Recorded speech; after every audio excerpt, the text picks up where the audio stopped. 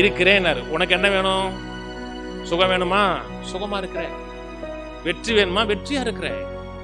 இருந்தேன்னு சொல்லல, இருக்கிறேன். அவருடைய நேச்சர் ஒண்ணு கூட மாறலங்க, அப்படி இருக்கிற. அவரை அறிய அறிய அறிய அவருடைய நேச்சர் அப்படியே நம்ம வாழ்க்கையில் உண்டாக.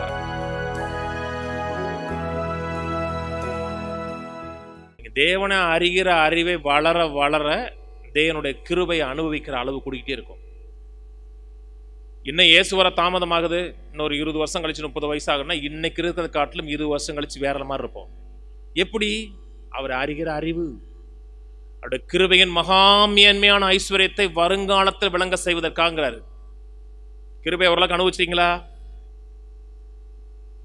ஒண்ணுமே இல்லையாங்க.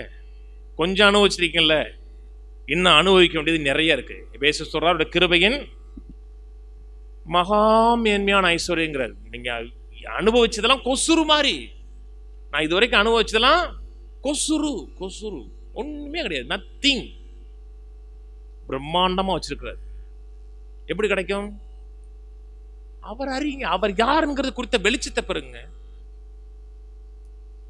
மக்களுக்கு அவர்லாம் வேணாம். ஒரு டப்பாவை நீட்டுறேன், ஜெபம் பண்ணி கொடுங்க, நான் தலையில சிலுவையை போட்டுட்டு நான் போயிடுறேன், சுகமாயிரும் ஆகுது. கர்த்தர் கிருபை உள்ளவர். ஆனா நீங்க மேலும் மேலும் வளரணும்னா அவர் அறியணும், செழிப்பில் அவர் அறியணும், வெற்றியில் அறியணும். நல்லா கவனிங்க, அவர் பெரியவருங்க. அவர் நீங்க அறிந்ததெல்லாம் கொஞ்சோண்டுங்க. ஒரு வைரம் இருக்கு இல்லையா? வைரத்துக்கு ஒவ்வொரு பகுதிக்கும் ஒரு ஒரு அழகு இருக்கும். வைரத்துக்கு ஒரு குறிப்பிட்ட பகுதி தான் இருக்கு, தேவனுக்கு பல பகுதிகள் இருக்கு. மோசே ஒரு நாள் ஆண்டவரை பார்க்குறாரு, பர்சனல் என்கவுண்டர். எகிப்துக்கு போப்பா, என் ஜனங்களை கூட்டு வாப்பாங்கிறாரு. அப்போ ஆண்டவர்கிட்ட மோசே கேட்குறாரு, பேர் என்ன, எந்த கடவுள் சொன்னாரு அப்படின்னு சொன்னோம்னா, இருக்கிறவராக இருக்கிறேன், ஐ ஆம் தட் ஐ ஆம் அப்படின்னு ஒரு பேர் சொல்றாரு. இப்போ உங்க பேர், வாட்ஸ் யுவர் நேம் அப்படின்னு சொன்னோன்னா என்ன சொல்லுவீங்க? ஐ ஆம் டேவிட் அப்படி சொல்லணும். ஆனால் இயேசு அங்கே பேர் சொல்லலை. What's your name? ஐ ஆம் தட் ஐ ஆம், இருக்கிறவராக இருக்கிறேன். நல்லா கவனம். அது ஒரு பேரான்னு கேட்டிங்கன்னா பேர் கிடையாது. இருக்கிறேங்கிறது பேர் கிடையாது. ஏன் சொல்லலை? அன்னைக்கு அவர் பேரை சொல்லியிருந்தாருன்னா அவனுக்கு ஒரு 3 நாள் உட்காந்து கேட்கணும்.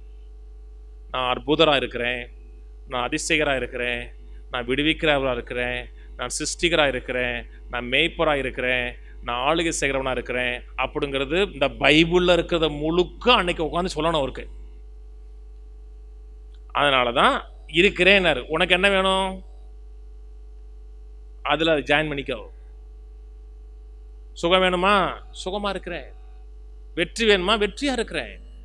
இருந்தேன்னு சொல்லலை, இருக்கிறேன். அவருடைய நேச்சர் ஒண்ணு கூட மாறலங்க, அப்படி இருக்கிறார். அவரை அறிய அறிய அறிய அவருடைய நேச்சர் அப்படியே நம்ம வாழ்க்கையில் உண்டாக ஆரம்பிக்கும். சுகமா வரலாம், வெற்றி அனுபவிக்கலாம், நன்மை அனுபவிக்கலாம். அதனாலதான் அப்போஸ்தலன் பவுல் சொல்கிறார், நான் விசுவாசிக்கிறவ இன்னார் என்று எனக்கு தெரியும். பைபிள் தெரியும் ரொம்ப பேருக்கு. பைபிள் தெரியுமா? கிறிஸ்தவங்களுக்கு பைபிள் சொல்லலாம். வேத வினா போட்டி நடத்தோம்னா ஃபர்ஸ்ட் பிரைஸ் வாங்குவாங்க, நாம கூட தெரியாது. அவ்வளவு சார்பா இருப்பாங்க. தேவன் தெரியுமா? தெரியாது.